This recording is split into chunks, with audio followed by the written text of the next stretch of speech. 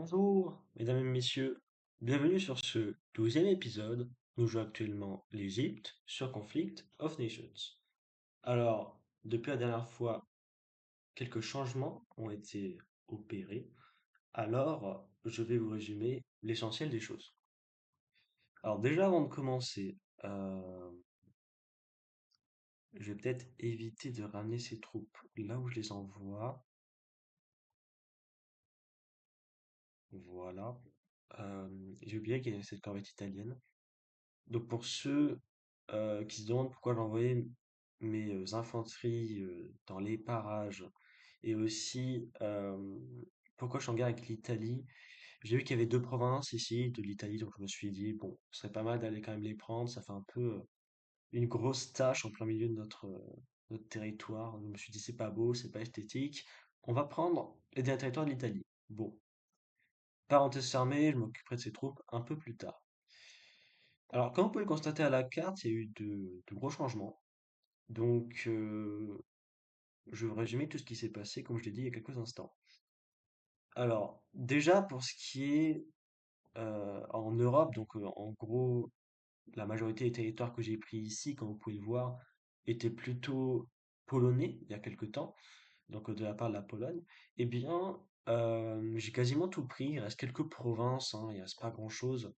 On peut aller voir sur le tableau de bord, si je peux l'appeler comme ça. 76 points de victoire quand même. Alors ça, oui, c'est vrai que c'est notamment avec ces invasions récentes en Russie notamment, qui n'a pas pu l'arrêter. On en parlera plus tard. Euh, donc j'ai vraiment juste envahi tout ce que je pouvais envahir. L'Iran m'avait donné le feu vert. Ils m'ont dit que tu pouvais tout envahir, hein, il n'y avait pas de souci. Je suppose qu'ils veulent s'occuper d'autre chose pendant ce temps-là. Il m'avait dit qu'ils pourraient partir pour le Pérou, donc je suppose qu'ils vont partir pour le Pérou. Alors, quand il parlait du Pérou, vous voyez qu'il n'y a pas de Pérou ici, hein. Je pense qu'il parlait plutôt de Cuba. Et c'est vrai qu'il a envoyé des troupes, dites-moi, à Cuba. On peut remarquer, voilà, que l'Iran, je pense, la fierté de sa flotte, ça va être les sous-marins d'attaque. Et il les a niveau max. Et il faut savoir que on l'a déjà, euh, on l'a déjà évoqué dans quelques épisodes, mais je vais le rappeler une fois de plus. La flotte de Cuba ne comporte qu'un seul type de navire, qui sont les croiseurs. On peut encore le voir ici. Donc, les croiseurs, il faut savoir, ils ont un point faible, c'est justement les sous-marins d'attaque. C'est sûr que le croiseur, c'est très puissant contre les navires de surface, les vaisseaux de surface. Par contre, vous voyez, contre les sous-marins, bon, c'est bien moins. Sa puissance de frappe contre des sous-marins est bien plus amoindrie. Donc, si jamais vous voulez combattre l'un de ces joueurs qui n'aurait formé que des croiseurs, des sous-marins d'attaque, c'est l'idéal. Alors, bien sûr, ce sera moins efficace en eau côtière, c'est pas le cas ici, je crois pas en tout cas. Mais en eau côtière, ça reste quand même efficace. Ah si, on est en eau côtière, d'accord. Donc l'Iran qui prend plus de risques. Bon, les croiseurs ne sont pas plus efficaces que ça, donc l'Iran qui va peut-être prendre plus de dégâts que s'il était en eau profonde. Mais d'après ce que je vois, il encaisse très bien, donc normalement c'est très bien. Pour le moment, il gère. Euh, pour ce qui est des, alors déjà, avant de parler des conquêtes actuelles, pour ce qui est juste des principales infos que je devrais partager. L'Éthiopie a de nouveau quitté la coalition pour inactivité, donc je ne sais pas s'ils ont recandidaté, non. Donc à voir si on finira la game avec ou sans lui, hein, ça dépend de lui, hein, tout simplement. Euh, Il y a l'Iran qui avait proposé que j'attaque l'Éthiopie carrément, puisque bon, c'est vrai qu'ils sont pas mal AFK, pas mal inactifs, l'Éthiopie. J'ai dit non parce que bon, c'est une game abonnée, c'est une game communautaire, c'est une game particulière à cause de ce détail ou grâce à ce détail, ça dépend des points de vue. Donc je me suis dit, l'Éthiopie faisait partie de la coalition depuis le début, donc autant, même si ils l'ont quitté pour cause d'inactivité, j'irai pas les attaquer. Voilà. Il m'avait proposé aussi la même chose pour la Russie. Je lui ai dit que j'enverrais de l'aide à la Russie, hein. Bon, j'en ai déjà envoyé quelques unités. On en reparlera un peu plus tard. Et la deuxième grosse info, je pense, bah, comme vous pouvez le voir sur le tableau de bord, vous vous dites, mais attends, comment ça se fait que l'Iran a autant diminué en points de victoire? Alors, c'est là où je vais pouvoir vous soulignez quelque chose de très important dans Conflict of Nations que beaucoup de débutants vont négliger, mais j'ai envie de dire c'est normal parce que c'est plutôt subtil. C'est à propos du moral.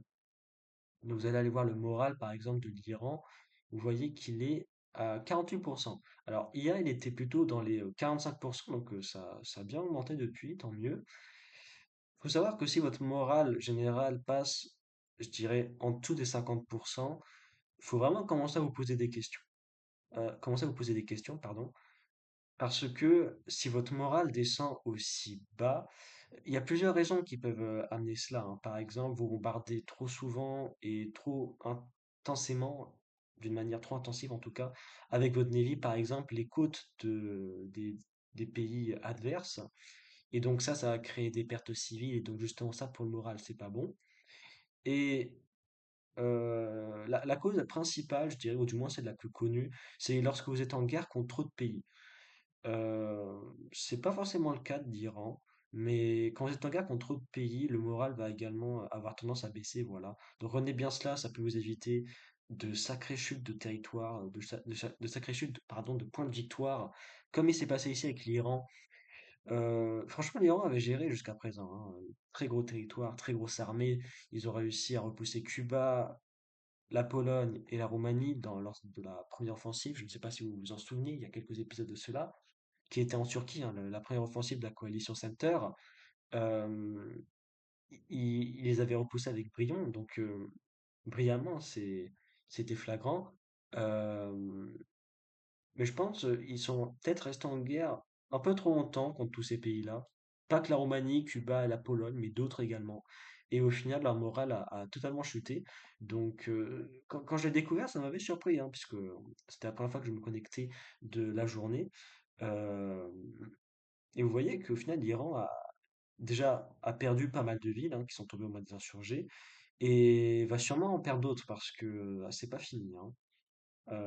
Ouais, en tout 35%, les villes là qu'on peut voir ici, notamment vers le Pakistan et compagnie, l'ancien Pakistan et compagnie, l'Iran ne peut pas défendre tout cela, bien entendu. Bon, euh, je sais pas si je l'avais déjà raconté, mais si jamais j'ai déjà dit, on va le répéter, c'est pas grave. Faut savoir que la toute première game Conflict of Nations que j'ai faite, c'était avec la Turquie. Et je connaissais pas le jeu, j'étais débutant. Donc j'ai avancé tranquillement dans la game, j'ai envahi mes territoires et compagnie. Et à un moment, j'étais arrivé autour des 800 points de victoire. Et je crois que j'étais en guerre contre beaucoup trop de pays. Et là, mon moral, il a juste complètement chuté.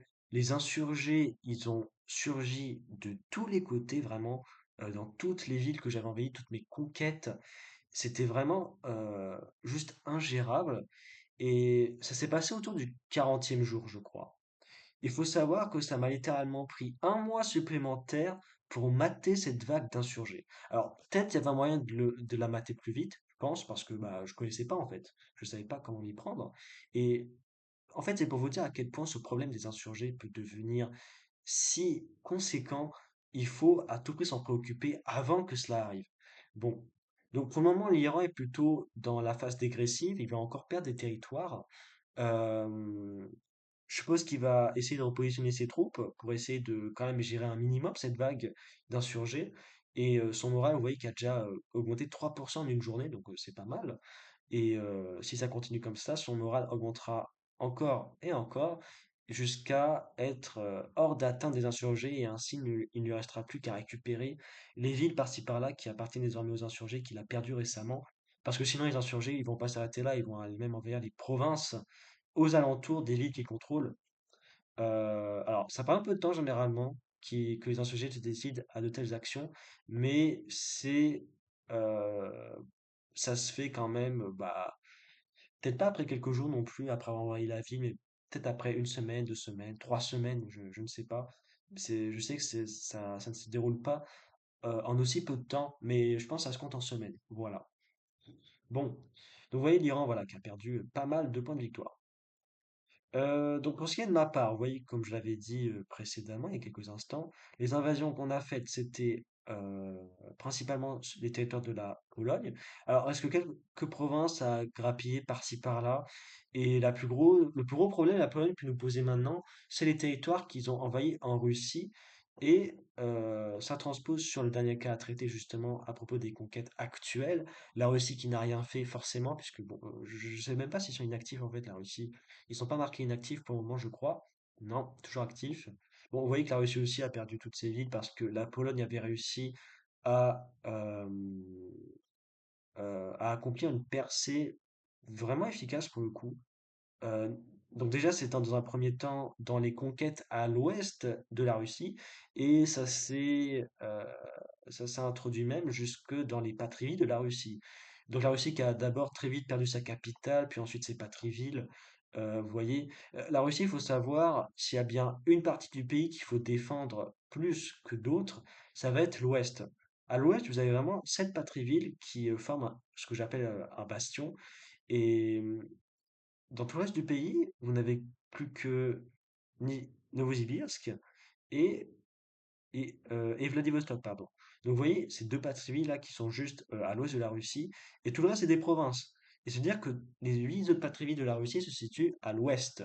Donc vous devez à tout prix protéger cette partie-là de la Russie, si jamais vous jouez la Russie, bien entendu, dans ce mode de jeu. Bon, ce que la Russie n'a pas réussi à faire, bien sûr, donc forcément que niveau économique, niveau armée, bah, c'est catastrophique, quoi. La Russie, il y a pas longtemps, ils étaient à 50 unités, voire 30.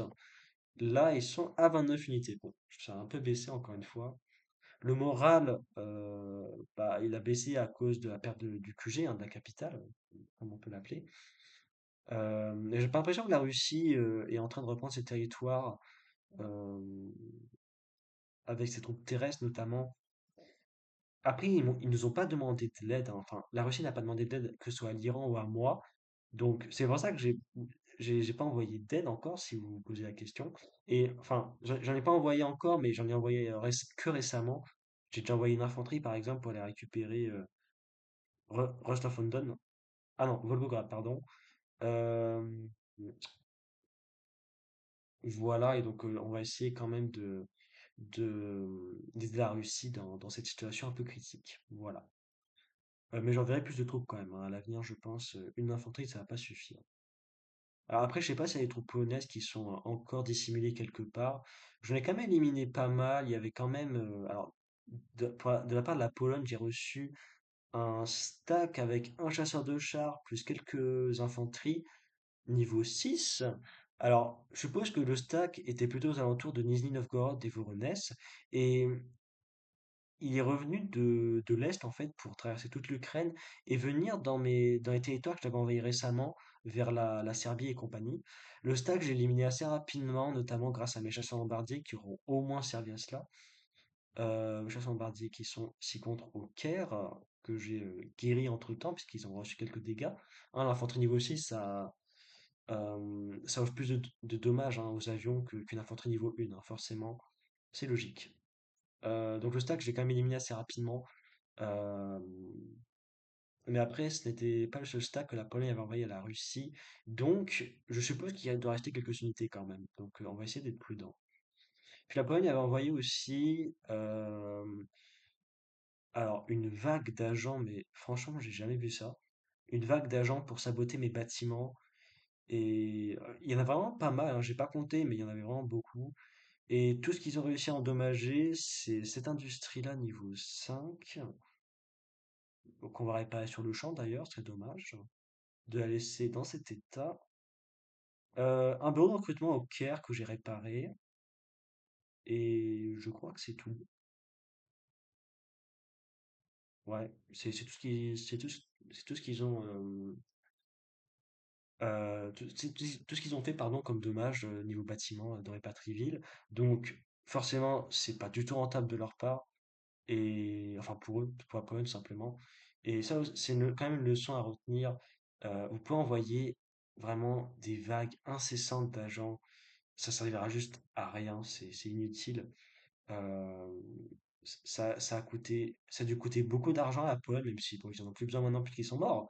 Mais ça a quand même coûté beaucoup trop d'argent pour ce qui est comparé aux dégâts qu'ils m'ont fait subir, c'est rien quoi. J'ai rien subi en fait. Donc, souvenez-vous qu'envoyer plein d'agents comme ça, un peu partout, bah, ça sert à rien au final. Bref. J'avais fait moi-même hein, dans une autre game récemment où je jouais l'Iran justement.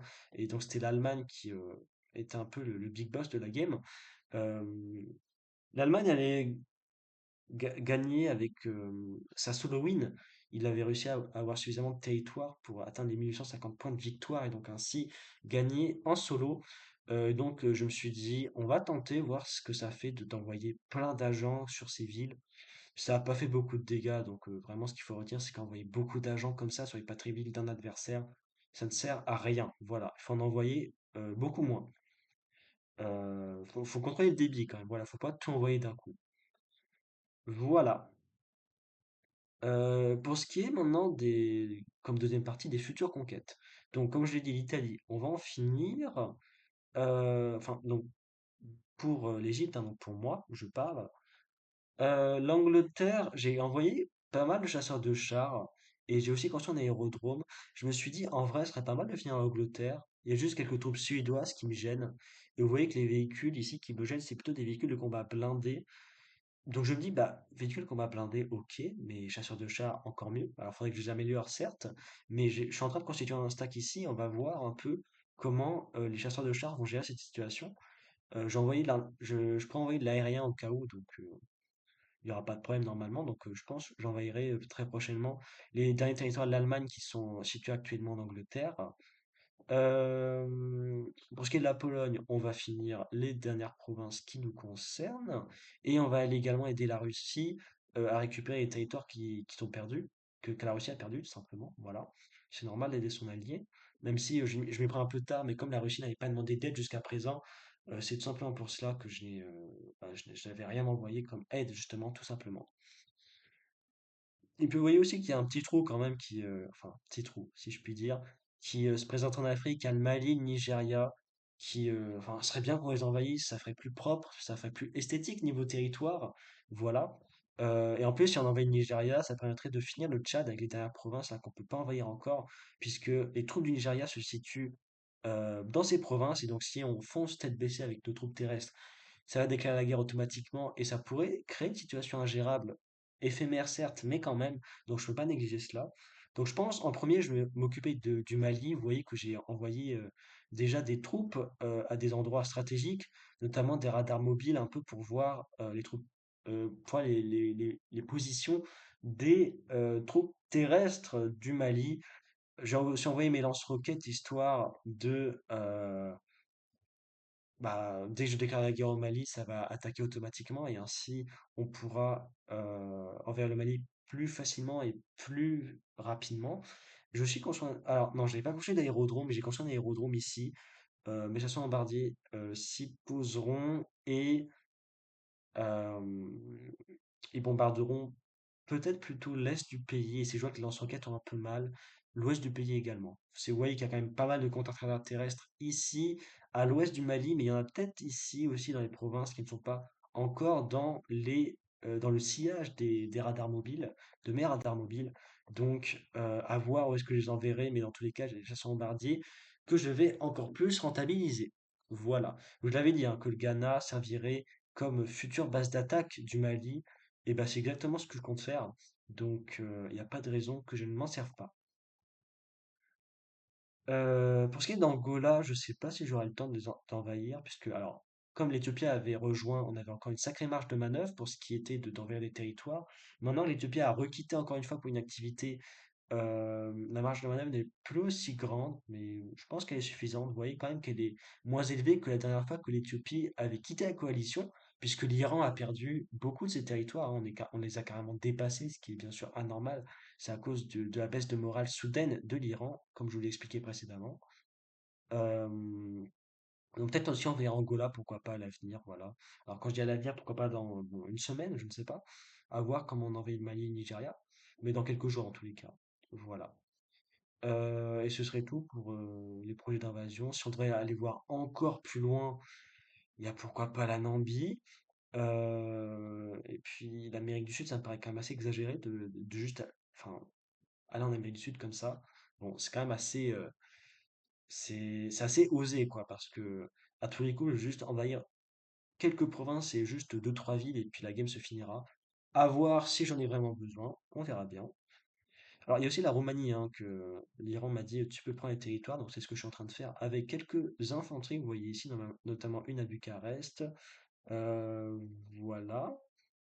D'ailleurs, les deux infanteries qui sont ici, je pense, je vais plutôt les envoyer à l'hôpital, donc au Caire. Je sais plus où je dois les envoyer honnêtement, mais bon, j'ai quand même encore assez de troupes qui sont présents en Europe pour finir la Pologne, donc normalement il n'y a pas de souci à ce niveau-là. Voilà le moral que je récupère assez vite, hein. Niveau moral, moi je suis plutôt pas mal, je dois être pas loin des 70%. Ah, ça a baissé quand même. Ah, ok. Alors, je trouve quand on est pas loin des 70%, niveau moral, c'est pas mal, donc ça aussi il faut retenir. Shanghai compte pas mal de pays quand même, c'est peut-être pour ça. D'accord. Donc l'Italie, on finira rapidement. Le Mozambique et l'Espagne. Alors le Mozambique, peut-être qu'il reste une province par-ci par-là. Ah, il reste 3 points de victoire. Et l'Espagne, il reste 1 point de victoire. Ah bon, bah où est-ce qu'il se situe? Me dis pas que c'est Andorres ou... Oh putain. Oh non. Ah non, les Canaries, pardon. Ok, oh, merde. Les Canaries, c'est les Canaries là, la truc qui me pose problème. Bon. Bah on va envoyer. Alors oui, j'avais fait sous-marin d'attaque au cas où pour Cuba. Bon, je pense que ça servira pas. C'est pas grave. On a fait ça au cas où. On va envoyer une unité aux Canaries. J'avais pas remarqué hein, que tellement l'île était petite. Et encore, il y a pire. On a pu le voir dans d'autres épisodes, hein. Euh, je pense que j'ai résumé le tout hein, niveau information essentielle à, à résumer. Alors, si, j'ai pas parlé de l'Iran encore. Donc, l'Iran, pour les prochains projets d'invasion, déjà, il faut régler cette vague d'insurgés, ça c'est sûr. J'ai pas l'impression qu'ils vont se concentrer en Asie, justement, comme ils l'ont dit. Je pense qu'ils vont plutôt se concentrer sur Cuba. Donc, projet pour l'Iran, envahir Cuba, voilà, et tous ces territoires. Et c'est sûr que s'il envahit tous ces territoires à Cuba, ça ne peut lui offrir qu'une belle marge de manœuvre. Ça fait quand même 600 points de victoire supplémentaires, donc pourquoi pas. Bon, après, je pense qu'il n'aura pas le temps, euh, comme moi d'ailleurs, mais bon, voilà. D'ailleurs, Cuba qui m'a, alors le bot qui m'a déclaré la paix, je crois, donc on va déclarer la paix aussi, tu sais quoi? Ça nous évitera ça fera toujours une guerre en moins, voilà. Puis je pense pas que je vais rentrer en guerre avec Cuba encore une fois, à moins que ce soit encore actif, pour peut-être, c'est possible. Bon, voilà. Donc, on se retrouve dans quelques jours pour un 13e épisode. Je doute que ce soit le dernier. Je pense que cette série avec l'Égypte sera sûrement la plus longue entre celle qu'on a faite pour le Pérou, le Japon, le Vietnam et donc l'Égypte. Je pense que l'Égypte sera la plus longue. C'est quand même bientôt la fin des vacances, donc j'espère quand même que la game se finira avant. J'avais prévu que ce soit pour, hein, j'avais vu que dans mes dernières games, euh, la moyenne de... moyenne- en parlant de moyenne, ça durait en moyenne justement, ça durait 45 jours mes games, voilà, donc vous voyez, on est au jour 41, donc normalement ça se fait bien. Espérons que ce soit réellement le cas. Puis aussi, ce que je pourrais dire comme dernière info, pour ce qui est pourquoi pas du projet de points de victoire, déjà dépasser 1000 points de victoire, c'est largement atteint. Imaginons qu'on ait cette marge de manœuvre et que l'Éthiopie ne rejoigne plus du tout. Donc imaginons voilà, qu'on ait plus que 600, quasiment 700 points de victoire à aller chercher pour toute la coalition. Peut-être qu'on pourrait aller, pourquoi pas chercher personnellement les 1800. Les 2000, ce serait extrêmement dur, je pense, mais à moins qu'il y ait là, je parle avec le contexte actuel, mais comme celui-ci change tout le temps, peut-être que ce sera plus facile dans les prochains jours. Mais je pense 1800 points de victoire, ce serait pas du tout impossible. Donc, je pense qu'on va tenter de faire ça, hein, ouais. Là, on a bientôt fini la Pologne, donc ça nous a bien boosté niveau points de victoire. Le Mali plus le Nigeria, pourquoi pas même plus l'Angola, euh, ça devrait suffire même, les trois supplémentaires. Ah, alors, non, non, les trois. Alors, pour atteindre les 1800, oui, mais pas les 2000. Bon, en tout cas, ça suffit peut-être pas, mais on serait pas loin. Donc après, il nous resterait peut-être à envahir une bricole ou deux, et puis ce serait bon. Ok. Bon, on fait comme ça, voilà. Je vous souhaite une très bonne journée ou une très bonne soirée, cela dépend de là où vous êtes bien évidemment dans le monde. On se dit à plus!